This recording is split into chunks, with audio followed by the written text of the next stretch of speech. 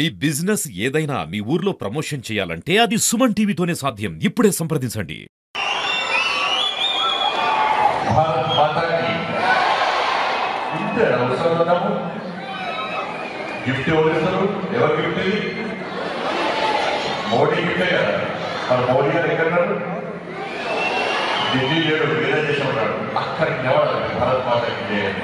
అక్కడికి మోడీ గారు అబ్బా ఉష్ణవాద స్టూడెంట్స్ తోపు రావాలి అలా కదా.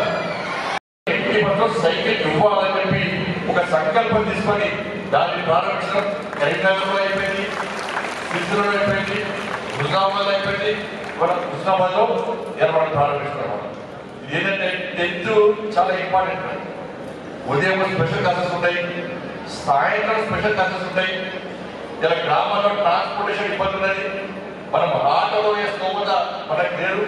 కాబట్టి ఇటువంటి పరిస్థితుల్లో మనం విద్యార్థులకు బర్డన్ తగ్గించాలి, ప్లస్ అటెండెన్స్ ప్రోత్సహించాలి, దాంతోపాటు అడ్మిషన్స్ మనం ప్రోత్సహించాలని చెప్పి ఒక ఆలోచనతో ఈ సైకిల్ ఇచ్చే కార్యక్రమాన్ని చేపట్టిన తర్వాత ఫస్ట్ కరీంనగర్ వచ్చిన తర్వాత నాకే ఫీడ్బ్యాక్ బాగా వచ్చింది. లేదు సార్, పిల్లలందరూ చాలా హ్యాపీగా ఉన్నారు, పేరెంట్స్ అందరూ చాలా హ్యాపీగా ఉన్నారు. నెక్స్ట్ ఇయర్ గవర్నమెంట్ స్కూల్లో 10th క్లాస్లో విపరీతమైన అడ్మిషన్స్ వచ్చే అవకాశం ఉందని చెప్పిన తర్వాత నేను చెప్పిన ఈ ఇయర్ కాదు నెక్స్ట్ ఇయర్ కూడా ఇవాళ 9th క్లాస్ చదివే పిల్లలంతా కూడా నెక్స్ట్ 10th రాగానే వాళ్ళ కూడా సైకిల్ ఇస్తారు. నెక్స్ట్ 8th క్లాస్ వాళ్ళు 10th కంటే వాళ్ళ కూడా సైకిల్ ఇస్తాం. అందుకే ప్రభుత్వ పాఠశాల చదవండి, మీరు సైకిల్ పొందండి. మా పరంపర కదా, మా ప్రభుత్వ పాఠశాల చదవచ్చు గొప్పలు. ఎందుకంటే నీకు చదువు చెప్పే ఉపాధ్యాయులు బీఈడీలు, ఎంఈడీలు పెద్ద పెద్ద డిగ్రీలు చేసుకోవడం మీకు చదువు చెప్తారు. ఇలా ప్రైవేట్ పాఠశాలలో వాళ్ళకు డిగ్రీ ఉండదు, ఎంఈడీ లేదు, బీఈడీ లేదు, ఏం లేదు. వాళ్ళు అన్ఎంప్లాయ్ చెప్పి ఏదో ఉద్యోగం ఇచ్చి వాళ్ళు చదువు చెప్పే ప్రయత్నం చేస్తారు. కానీ ప్రభుత్వ పాఠశాలలో అన్ని డిగ్రీలు పొందడానికి ఉపాధ్యాయులు చదువు చెప్తున్నారు వాళ్ళు. కాబట్టి ప్రభుత్వ పాఠశాల చదువులు గొప్పలు. మనకు ర్యాంక్ అవసరం లేదు. ఎందుకంటే రిజల్ట్స్ రాగానే 1 1 1 2 2 2 3 3 3 3 ఎవరికి వస్తాయి? మనకు ర్యాంక్స్ వచ్చినప్పుడు పబ్లిసిటీ చేసుకోవాలి. ఎందుకు చేసుకోవాలంటే మనం ర్యాంక్ కొట్టుకుంటేనే మనం ర్యాంకులను సాధిస్తున్నాం. ఇలా అనేక కార్పొరేట్ పాఠశాలలు చేస్తాయి, ర్యాంకులు కొట్టుకుంటున్నాయి. మా ముందు 6th ర్యాంక్ వస్తుంది అన్నాడు. ముందు తెలుస్తుంది ఓకేనా? నేను అనుకున్నాను ఎట్లా తెలుస్తుంది అంటే లేదన్నా మాకు వస్తుందని అన్నాడు. నేను రిజల్ట్స్ లో చూస్తే నిజంగా సూపర్ 6th ర్యాంక్ వచ్చింది.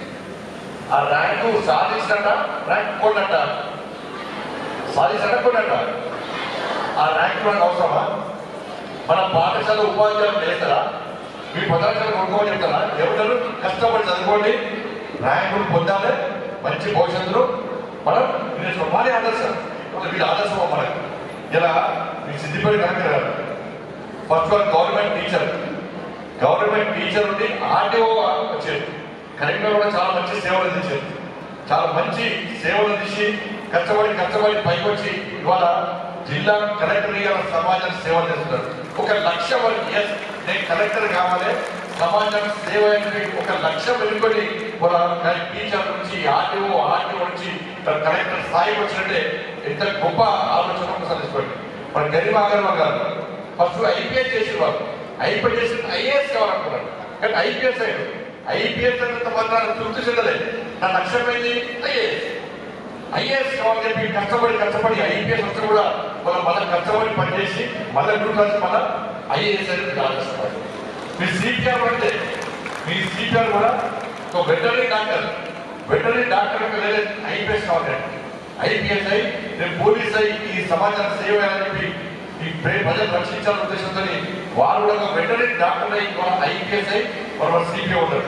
అంతా ఆదేశం మనకు ఇలా బుక్స్ చూస్తాం. మనం ఇలా అంబేద్కర్ చరిత్ర తెలుసు. అంబేద్కర్ లక్ష్యం వేసుకోడు. అంబేద్కర్ అందరూ అవమానించారు.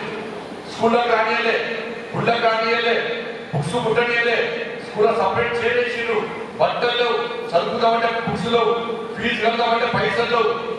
ఇలా సమాజం హేళిస్తుంది ఆ బాబాసాహెబ్ అంబేద్కర్.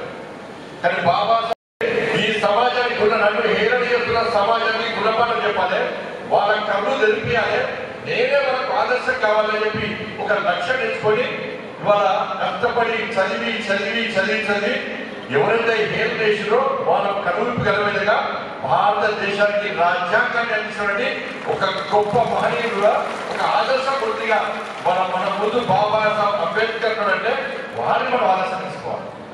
ఇలా నరేంద్ర మోడీ గారు ప్రధానమంత్రి అయినప్పుడు చాలా మంది ఏదో చేసేది ఈ ఛాయ్ అమ్ముకునే వ్యక్తి దేశం ప్రధానించాలని.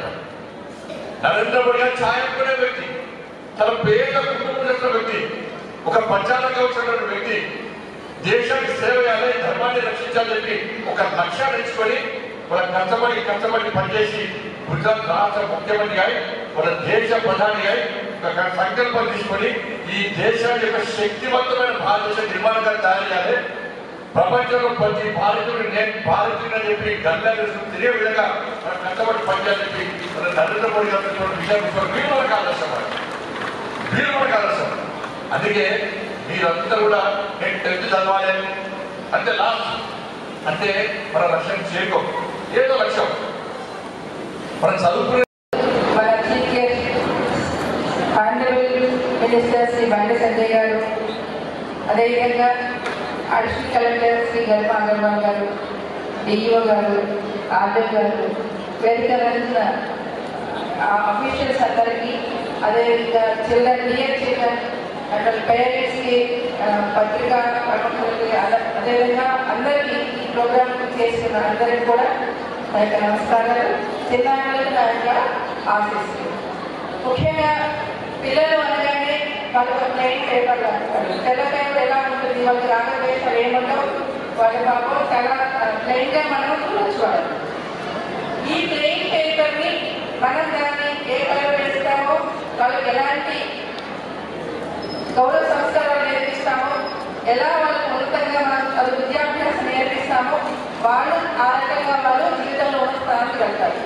కాబట్టి ఇంత ప్లెయిన్ పేపర్గా ఉన్న వాళ్ళ మైండ్ని ఉన్నతమైన ఆశయాలుగా మన విద్యార్థుల్ని, మన టీచర్స్, గురువులు వాళ్ళని మలచాలని నేను కోరుకుంటున్నాను.